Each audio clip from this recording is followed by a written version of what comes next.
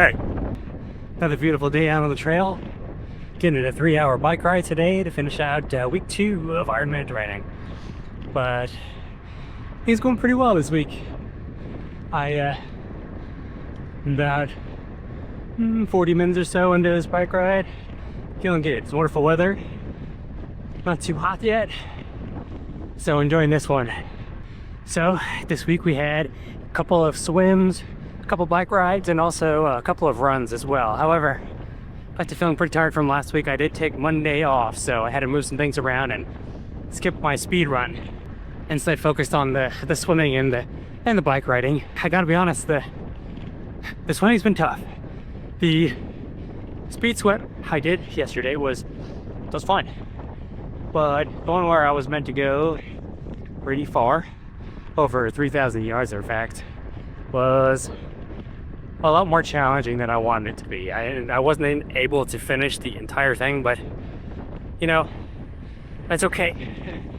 It's not always going to be perfect, and I think that's pretty common for the beginning of training, is to struggle a little bit, especially in the disciplines that you're a little weaker on. And for me, that's swimming. That's okay though. I've still got lots of time to get back in swimming shape and be prepared for the race in October. But nonetheless, it's still a little discouraging, so I'm doing my best to stay positive about it. But luckily I'm feeling pretty strong in the bike and the run so far. The run this week was an hour 15 minutes, which I did out on this trail in fact, and it was gorgeous. I will cut to a little bit of footage from that for you so you can check it out. It was a really good time. And like I said, today I got 3 hours, so that'll be about 55 to 6-ish miles. Well, anyway, I don't think I've mentioned this, but I've been using the Training Peaks plan, which I highly recommend. I used their plan last summer, which led me to my to go sub 6 hours in my very first Ironman, 70.3, and they're awesome. But anyway, the guidance for today is to not go above conversational pace, so that's kind of why I'm sticking with you guys right now. Anyway, left here, just trying to make sure that I hold myself accountable for that pace and not go too crazy. This is my favorite part, so I'm going to turn you around and show it to you. With my head down, let's go. Hey again. So something new to me this year is being on a tri-bike for the first time. There's a lot to get used to when it comes to that. As those of you who were all in on last year will probably remember that I was on a road bike. It's the Cannondale Synapse from 2015. And I love that bike, it was great. But I was able to find this bike. Someone was moving, and it's a fully carbon Zarello P2, but that's for 2012. So it's nice and old and has disc brakes and also a lot less gears than that old road bike. So like I mentioned, there's a lot to get used to here. So the position firstly is vastly different. You know, you gotta get used to being hunched over and comfortable with using your lower back for hours upon hours.